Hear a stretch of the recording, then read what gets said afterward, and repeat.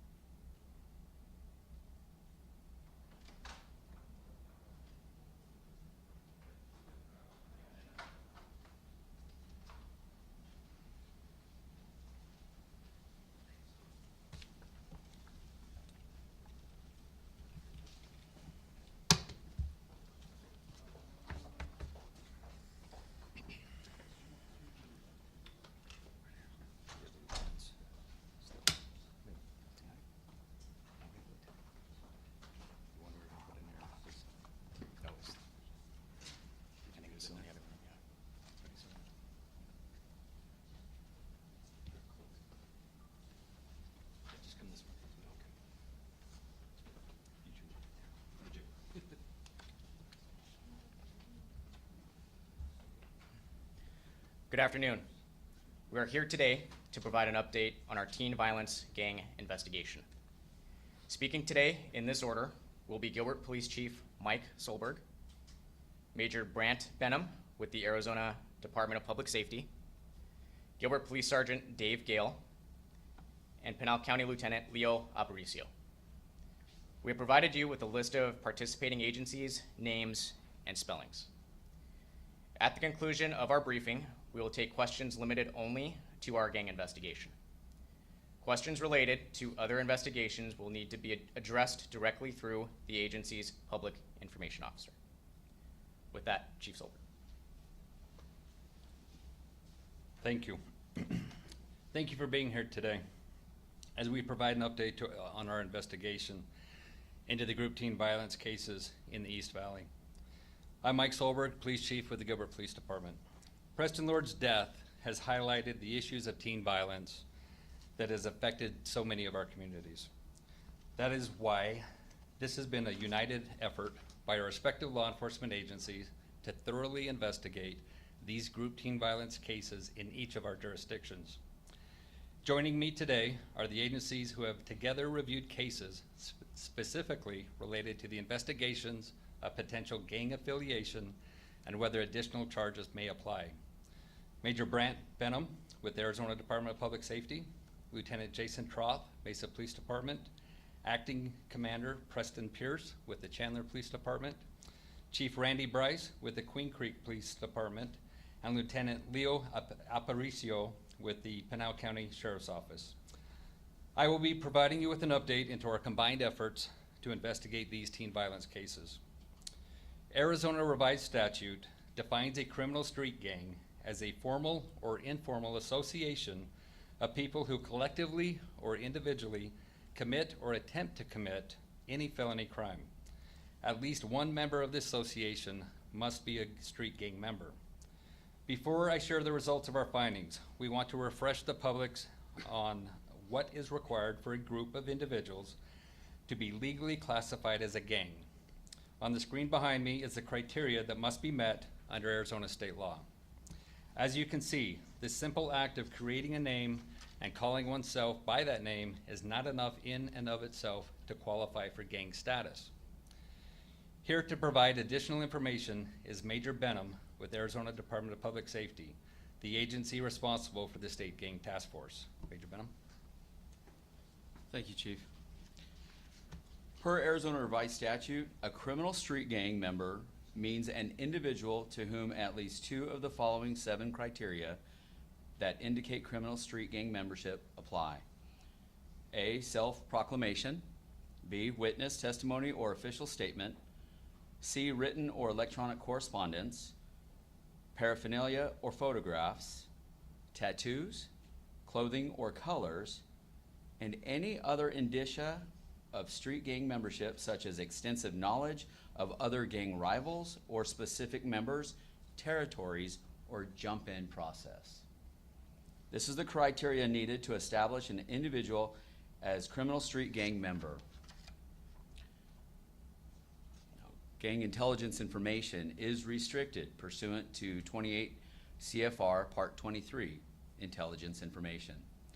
Due to these federal restrictions, gang intelligence information cannot be shared with the public. These federal regulations serve as guidelines for law enforcement agencies. It contains implementing standards for operating federally funded, multi-jurisdictional criminal intelligence systems. It is important to know that it is not a crime in and of itself to be a gang member.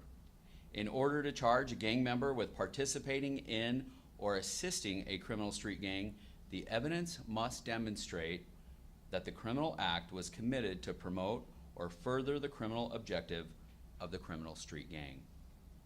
And with that, I will turn it back over to Chief Solberg. Thank you, Major Benham.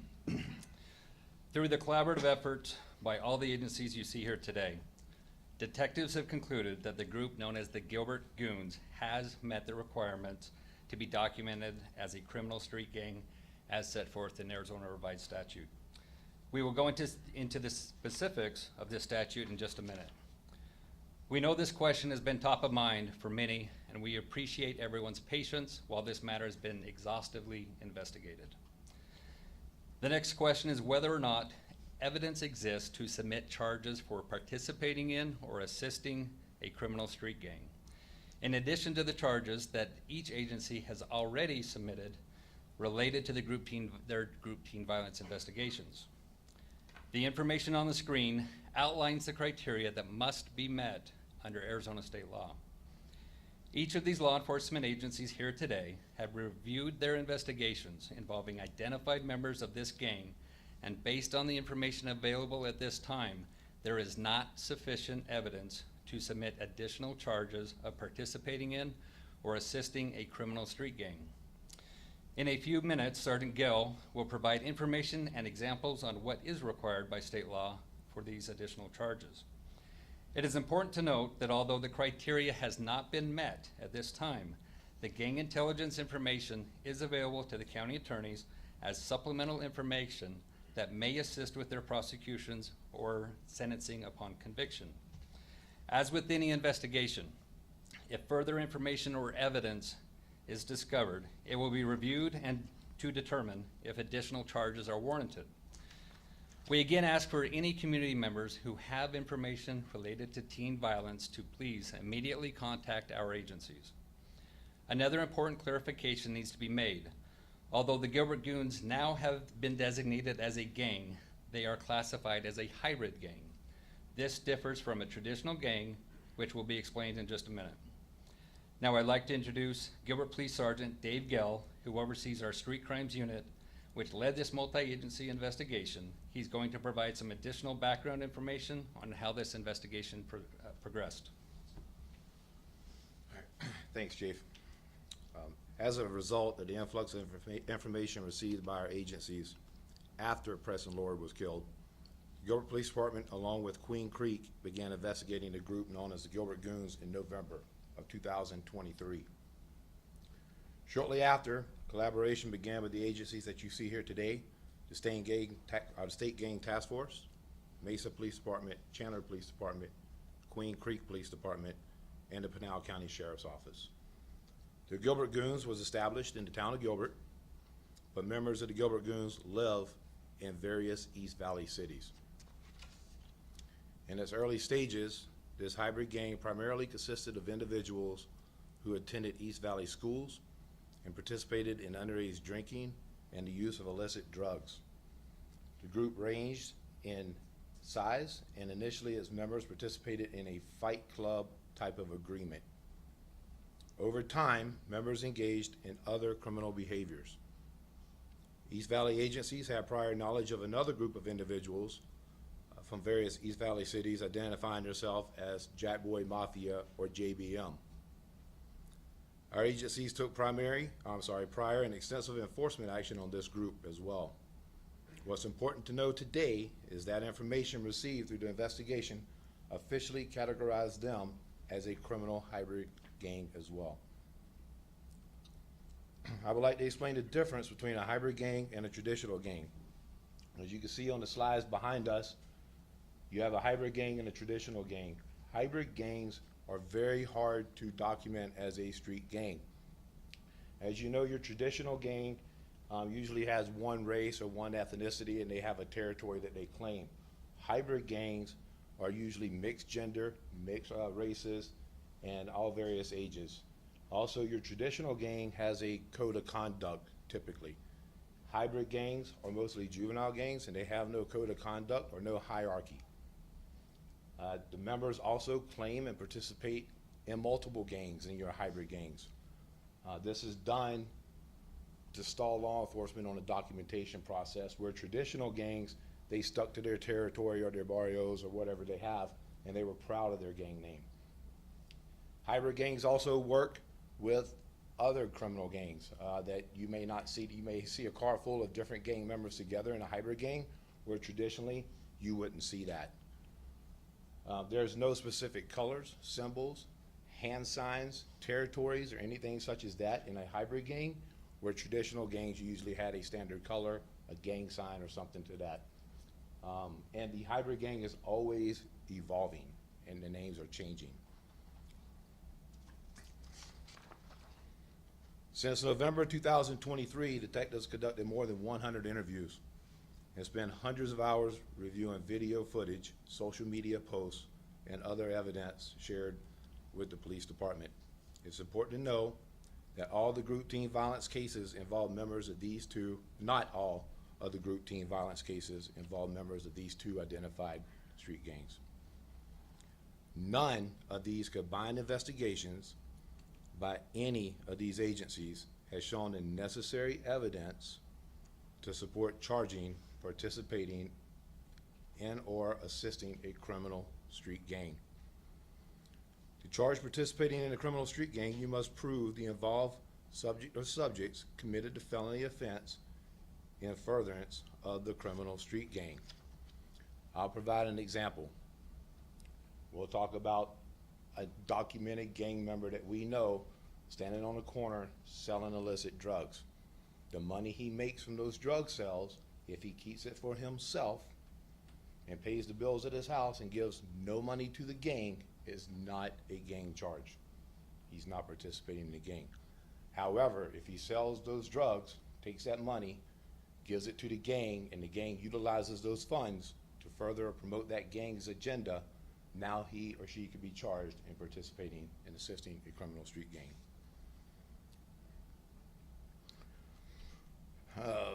Next, we'll have Pinal County Lieutenant Paparazzo. Yes, sir. Good afternoon. As Major Benham mentioned, due to intelligence file restrictions, we are very limited in the amount of information that we can provide regarding these hybrid gangs. The information that was just provided is the extent of the information that we can legally provide.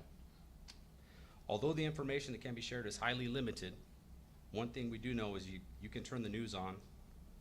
You can turn the news on without seeing, I apologize.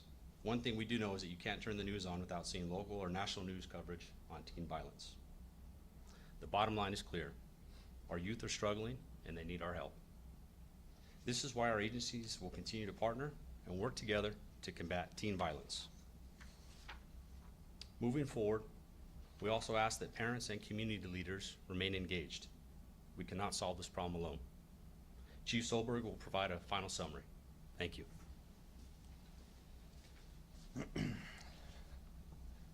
Let me clarify an important fact.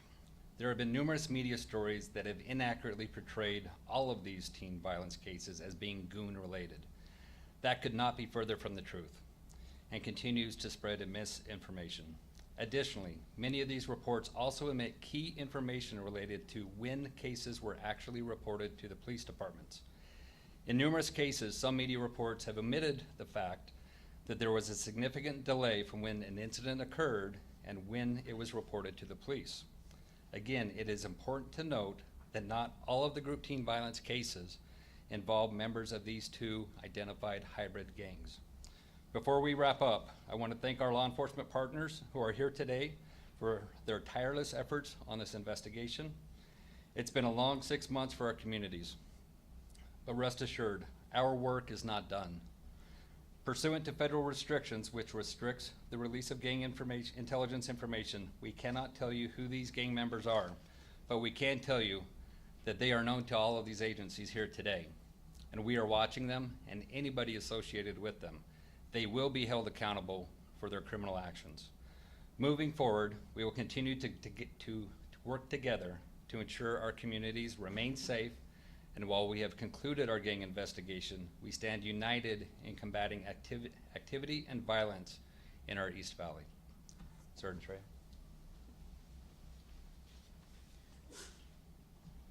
At this time, Chief Solberg will now take questions you may have. We will have one microphone, which I'll retrieve here in a minute. Just please raise your hand if you do have a question. As a reminder, we are not able to answer any questions today about specific cases or gang members. If you have questions about specific cases, please contact the agency's public information officer. Your questions today need to be focused on our gang investigation. So with that, Chief, I'll grab the mic.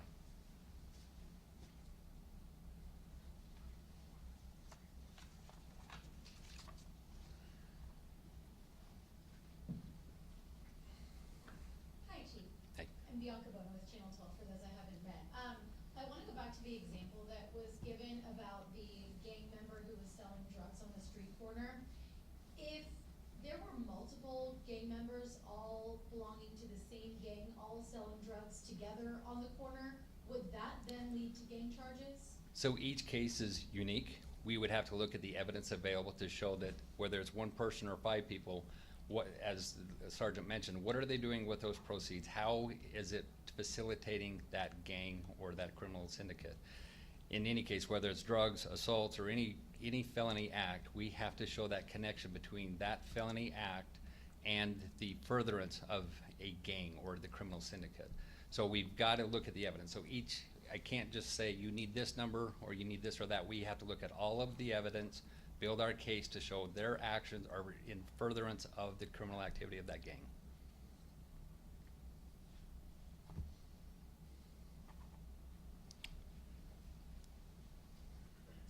Chief, I'm Morgan Lowe from Channel 5 and Channel 3.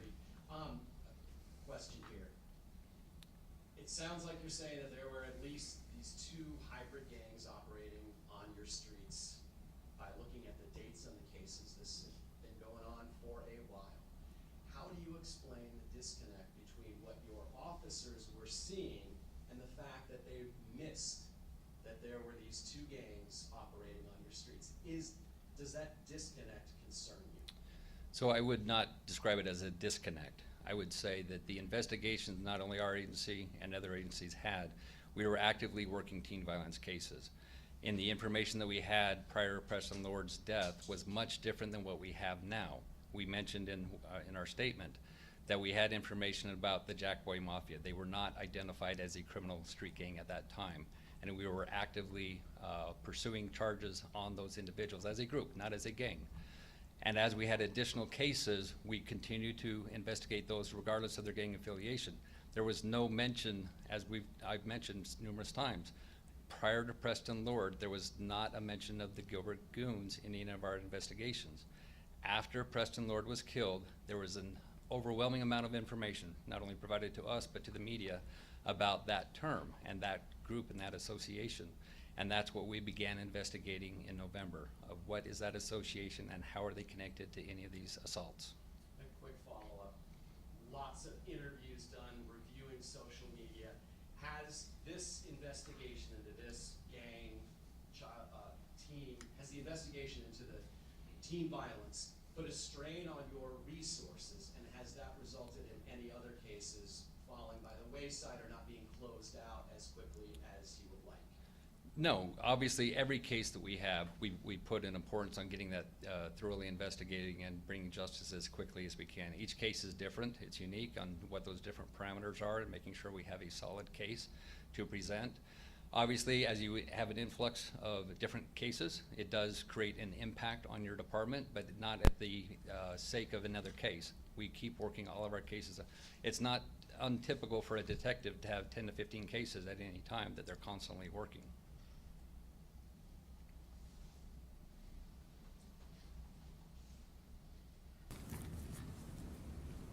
Chief Silver, can you explain if there aren't going to be if they're not labeled a criminal street gang, and you can't get enhancements on the ones that you've locked up already, or the ones that are facing charges in the beatings and the murder of Preston Lord, what is classifying them as a hybrid criminal gang do for your cases ongoing and upcoming? Yeah, so they're a criminal street gang. The hybrid versus traditional is just more of an educational there's different, the way they operate are different. And so there's not a different legal classification versus hybrid versus traditional. But in this case, as you mentioned, we are unable to charge these individuals that are in both of these gangs with additional charges of participating or assisting in a criminal street gang. As I mentioned, this information has been provided to the county attorneys. At this time, there are no pending reviews from our agencies for them to determine if additional charges could be filed. However, they have this information and they will look at their cases and determine how, if at all, it can assist each of their cases. But that would be a question you'd have to ask the county attorneys. Going forward, if there's any commission of a crime by any of these individuals, again, we still have to not only prove the crime, but also prove that it was in furtherance of that gang activity. in order to get that participating or assisting in a criminal street gang. Just a follow-up, and is there a reason the county attorney's not here? We're talking about our investigation and the fact that we don't have charges. She's not here. And granted, we have two counties we're working with, both Pinal and Maricopa County.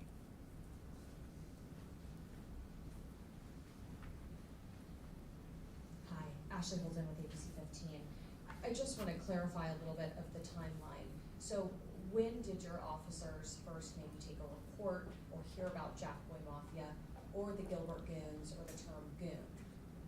So Jack Boy Mafia, I don't have the exact date that we started receiving that information, but I can tell you we were aware of them, but they weren't a gang. There was a group of individuals that had been using that name, but they did not meet the criteria for a gang at that time. And so we had numerous cases that we had been investigating with them over the past couple of years. And then with the Gilbert Goons, as I mentioned, after Preston Lord was killed, that's when we started receiving the information and we started investigating in November of 2023. Just a follow-up on that. Could more have been done if you were aware of Jack Boy Mafia to stop this hybrid gang from becoming possibly hybrid or to prevent the assaults that the East Valley has seen? So with the Jack Boy Mafia, as I mentioned, we were aware of them. They weren't a gang. It didn't change the way we conducted our investigation into them. We made arrests of those individuals. As I mentioned, as we talked about, we can't identify who those individuals are on either side, but we actively worked those cases and made arrests throughout the last year and a half in those cases. We have two more questions. Hi, Chief. Casey Gomez with Channels 3 and 5. You said you can't tell us the names of who has been linked to these two hybrid gangs, but can you tell us how many from the arrests that you've done have been linked to these gangs, and then how many more arrests do you expect to make in connection to them? I cannot. So due to the restrictions of the criminal gang information, I can't reveal how many, who they are, where they live, where they go to school, if they're out of school. I can't reveal that information, but what I can tell you is that we do know that information, all of our agencies, and any activity that they commit, they will be held accountable, and we will pursue, if possible, the criminal street gang charges. All right, this will be the final question.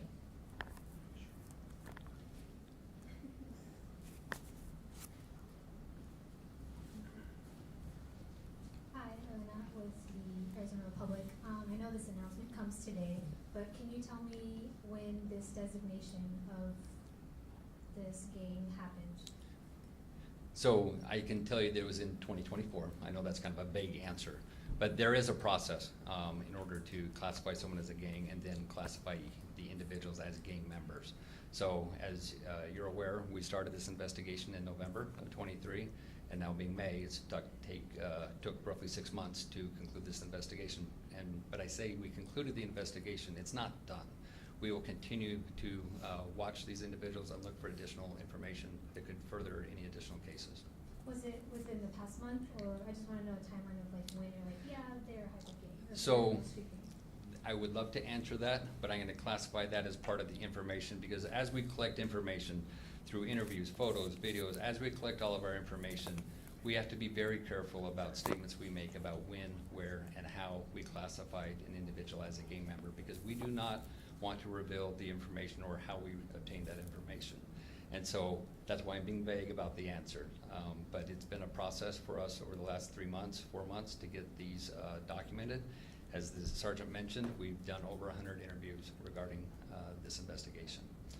All right, thank you for being here. Our PIOs are here. If you have additional questions, you have their information. Please get with them, and thank you for being here today.